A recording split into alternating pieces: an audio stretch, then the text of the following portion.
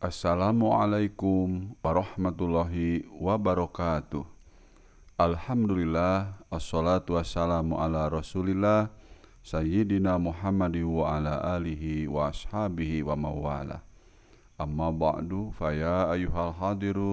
Pada kesempatan ini, marilah mahasiswa dan para santri kita sama-sama untuk membahas pencatatan perkawinan dalam pembahasan dalam kitab-kitab atau kitab-kitab fikih konvensional tidak ditemukan.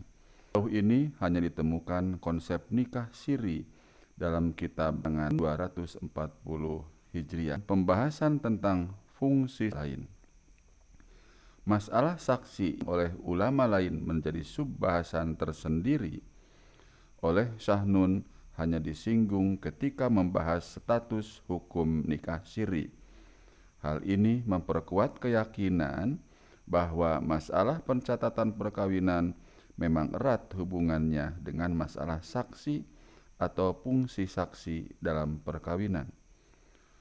As-Sarakhsi mencatat, menurut Hanafiyah berdasarkan hadis, saksi harus ada dalam perkawinan.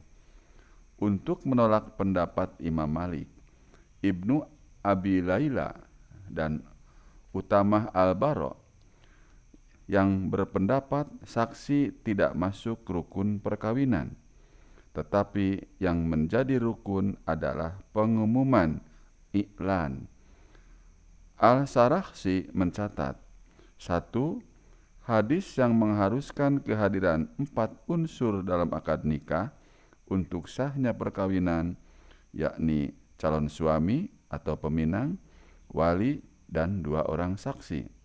Ditambah dengan autor Umar yang tidak mengakui keabsahan perkawinan yang hanya dihadiri oleh orang saksi, yaitu 1 orang. Sebagai konsekuensi dari pendapat Malik, Ibnu Abi Layla dan Uthman bin Al-Bata yang menekankan pengumuman di atas, kalau sudah diumumkan meskipun hanya kepada anak-anak dan orang gila, nikahnya sah.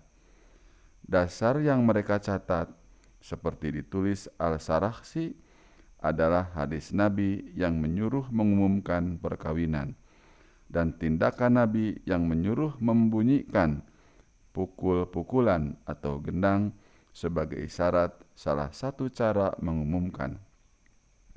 Berdasar hadis dan athar tersebut, ulama tersebut berkesimpulan, unsur yang menjadi batas boleh atau tidaknya perkawinan adalah ada atau tidaknya unsur usaha merahasiakan. Perkawinan yang ada unsur usaha merahasiakan masuk kelompok perkawinan yang tidak boleh atau haram. Jalan keluarnya agar tidak masuk kelompok tersebut adalah perkawinan harus diumumkan atau iklan. Pengumuman tersebut berguna untuk menghindari tuduhan atau keraguan orang lain. Dasar yang ditulis Malik untuk mengatakan bahwa kehadiran saksi dalam semua transaksi, termasuk dalam akad nikah, hanya bersifat sunnah atau anjuran, adalah Al-Baqarah ayat 282 dan At-Tolak ayat kedua. Menurut Abu Hanifah, wafat 150 Hijriah, seperti dicatat oleh Sarakhsi, saksi dalam perkawinan bisa saja orang fasik. Ada 2 alasan yang ditulis oleh As-Sarakhsi sekaligus untuk menangkis pendapat Asy-Syafi'i yang tidak menerima kesaksian orang fasik yang didasarkan pada hadis bahwa perkawinan harus dengan wali dan saksi yang adil. Pertama, keharusan sifat adil dalam hadis ini bersifat umum, berlaku untuk semua kasus, termasuk di bidang muamalah, di mana dalam kasus-kasus tertentu memang dibutuhkan adanya sifat adil untuk menghindari kebohongan. Sementara untuk kasus perkawinan, kehadiran saksi hanya untuk menghadiri dan mendengarkan, maka tidak ada kekhawatiran berbohong. Kedua, kepastikan tidak mengurangi keimanan, seperti yang dipegang oleh Asy-Syafi'i, sebab tindakan hukum tidak akan menambah dan mengurangi iman seseorang. Dengan kepastikan itu, status keimanan seseorang tetap berada pada dirinya. Perlu juga dicatat, kepastikan menurut As-Sarakhsi tidak mengakibatkan seseorang tidak berhak menjadi pemimpin atau imam. Sebab khalifah sesudah khalifah yang 4, Khulafaur Rasyidin, hampir semuanya orang fasik. Berbeda dengan pendapat mayoritas ulama yang menerima kesaksian orang buta dalam perkawinan. Menurut Al-Sarakhsi tidak dapat diterima, sebab orang buta tidak dapat membedakan antara masalah persaksian atau masyhud alaih dengan orang yang disaksikan atau masyhudlah, kecuali dengan suaranya. Kehadiran seperti ini tidak lengkap berfungsi menghadiri. Maksudnya barangkali kurang lengkap unsur hadirnya, sebab tidak dapat melihat. Berbeda dengan pendapat Asy-Syafi'i yang mengharuskan saksi pria dalam perkawinan. Asy-Sarakhsi membolehkan gabungan 2 wanita dan 1 pria. Pemikiran Asy-Syafi'i tersebut, menurut Asy-Sarakhsi, dikiaskan pada kasus muamalah secara umum, di mana dalam kasus-kasus tertentu memang hanya dapat disaksikan kaum pria. Bahkan menurut Asy-Sarakhsi, 1 wanita ditambah 1 pria pun pada dasarnya sudah cukup dalam perkawinan, hanya saja sebagai usaha preventif agar tidak menyesatkan dan tidak lupa, diperlukan 1 alternatif, yakni orang lain. Di samping itu, Nas juga menetapkan kesaksian seorang wanita sama dengan kesaksian setengah pria. Maka kehadiran 2 orang wanita menjadi penting. Asy-Sarakhsi juga berpendapat perkawinan yang kesaksiannya ditunda adalah tidak sah, sebab salah satu syarat saksi adalah disaksikan ketika melakukan transaksi atau akad. Menurut Al-Kasani, ulama lain dari madhab Hanafi, kehadiran saksi adalah syarat sah perkawinan. Adapun fungsi saksi dalam perkawinan disebut lebih rinci, yakni ada 2. Pertama, untuk menghindari adanya tuduhan zina, dan kedua, untuk menghindari terjadinya fitnah. Sebab dengan adanya saksi akan menyebarluaskan berita tentang sudah terjadinya perkawinan antara pasangan. Berbeda dengan kasus perkawinan dalam tindakan hukum lain seperti jual beli, fungsi saksi adalah untuk mengantisipasi kalau para pihak ada yang lupa atau ada pihak yang mengingkari, maka kehadiran saksi dalam kasus jual beli adalah sunnah. Maksud Al-Kasani adalah bahwa saksi dalam perkawinan merupakan satu keharusan, sementara pada kasus lain seperti jual beli adalah anjuran atau sunnah. Dasar penetapan harus adanya saksi dalam perkawinan, menurut Al-Kasani, adalah hadis yang mengharuskan adanya saksi dan mengecam perkawinan tanpa bukti sebagai perkawinan yang tidak sah. Terhadap hadis yang menyuruh untuk mengumumkan i'lanun nikah, menurut Al-Kasani, sejalan dengan tuntunan kehadiran saksi, sebab dengan kehadiran 2 orang saksi berarti sudah diumumkan. Terhadap hadis perintah mengadakan bunyi gendang walau bidafin, menurut Kasani, menunjukkan adanya anjuran atau sunnah mengadakan pengumuman tambahan di samping pengumuman dengan saksi. Orang yang menjadi saksi tidak harus adil, seperti yang dipegang oleh Asy-Syafi'i. Menurut Al-Kasani, orang yang fasik pun boleh menjadi saksi dalam perkawinan, sebab adanya kekhawatiran menjadikan orang fasik sebagai saksi hanya pada kasus yang ada unsur ijtihadnya. Sementara saksi dalam perkawinan hanya mendengar dan menghadiri dan tidak ada unsur ijtihad. Demikian juga saksi boleh 2 wanita ditambah seorang pria. Maka tidak ada keharusan syarat-syarat saksi sama dengan syarat-syarat saksi di bidang lain, yakni harus pria. Sebab tanpa terpenuhinya syarat tersebut, tujuan saksi dalam perkawinan tetap tercapai, yaitu untuk menyebarluaskan adanya perkawinan. Adapun kehadiran saksi dalam perkawinan adalah ketika melaksanakan transaksi atau ijab dan qabul. Sebab kehadiran saksi adalah sebagai syarat dapat terlaksananya rukun nikah tersebut. Demikian menurut Al-Kasani. Di sini terlihat bagaimana Al-Kasani mengkompromikan pandangan Abu Hanifah dengan Imam Malik, di mana Abu Hanifah menekankan kehadiran saksi, sementara Imam Malik menekankan fungsi saksi, yakni pengumuman. Al-Kasani mengatakan bahwa saksi harus ada dalam akad nikah yang fungsinya sebagai sarana pengumuman atau untuk menyebarluaskan informasi tentang pernikahan tersebut.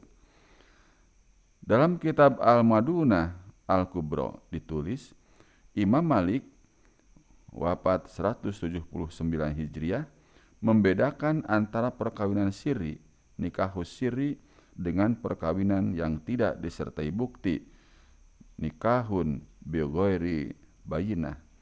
Adapun nikah siri adalah nikah yang secara sengaja dirahasiakan oleh pihak-pihak yang terlibat dalam pernikahan tersebut. Hukum pernikahan seperti ini adalah tidak sah. Sebaliknya, hukum pernikahan yang tidak ada bukti tetapi diumumkan kepada khalayak ramai adalah sah.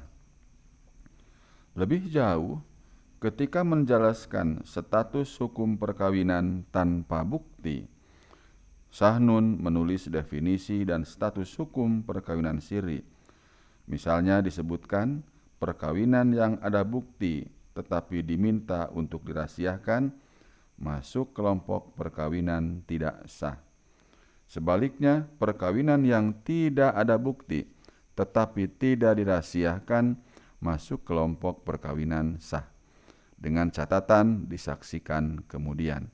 Bahkan kalaupun buktinya banyak tetapi ada usaha merahasiakan perkawinannya, tetap masuk kelompok perkawinan tidak sah atau fasid. Dijelaskan juga bahwa perkawinan yang tidak ada bukti tetapi ada pengakuan, baik dari salah satu atau keduanya, adalah boleh atau jaiz, dengan catatan disaksikan kemudian.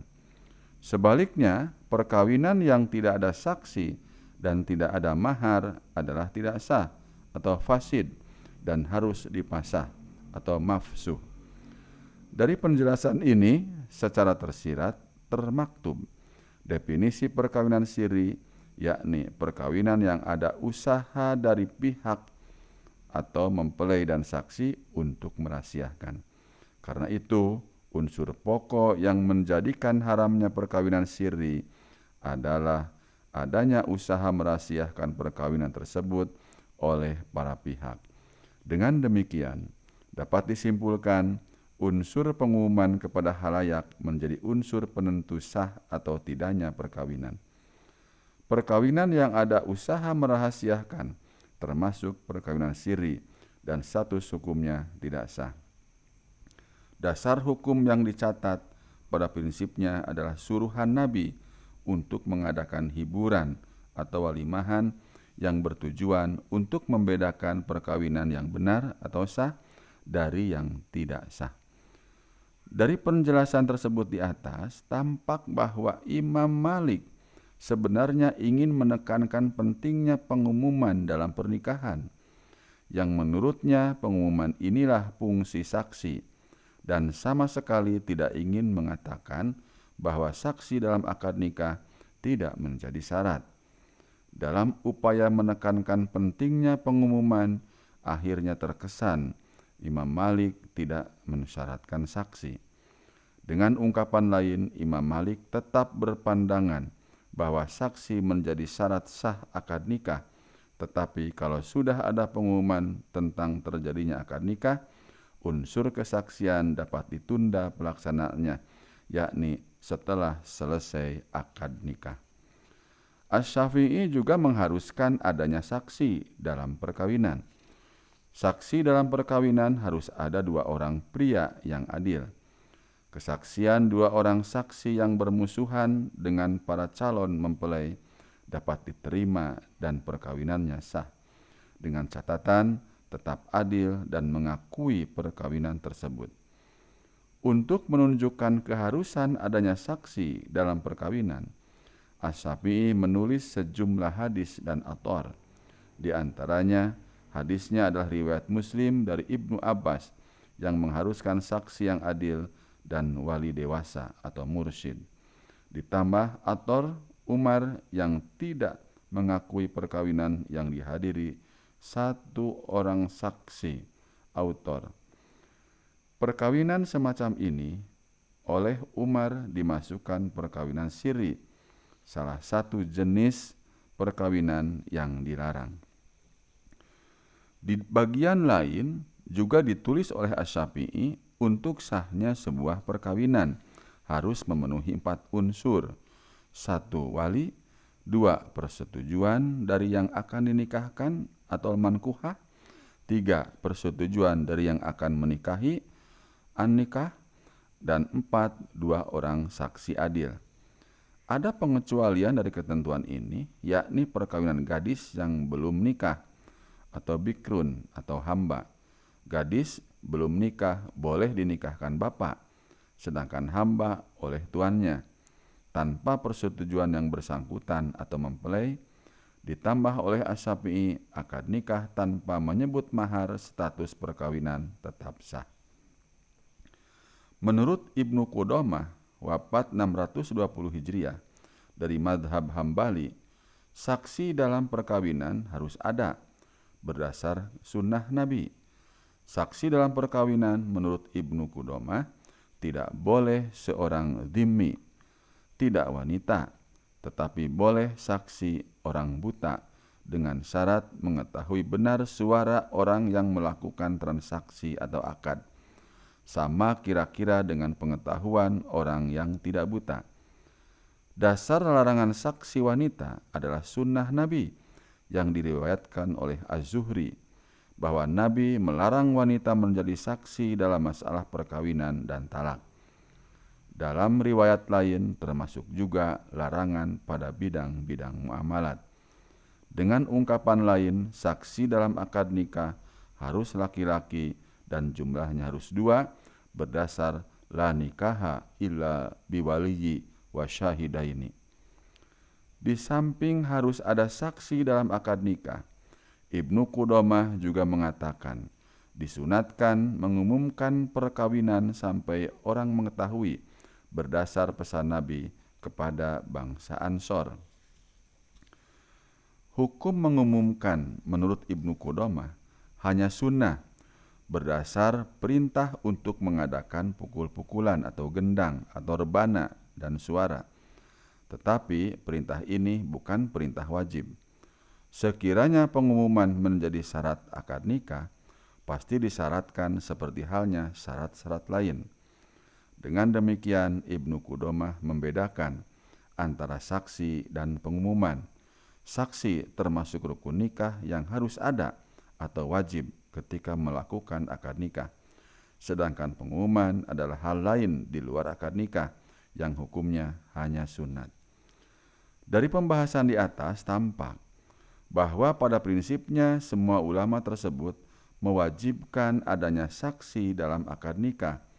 Hanya saja Imam Malik melihat atau terlihat lebih menekankan fungsi saksi, yakni sebagai sarana pengumuman daripada hanya sekedar hadirnya pada waktu akad nikah, seperti yang dipegang ulama lain kecuali Al-Kasani. Akibatnya, terkesan Imam Malik tidak mengharuskan saksi dalam akad nikah.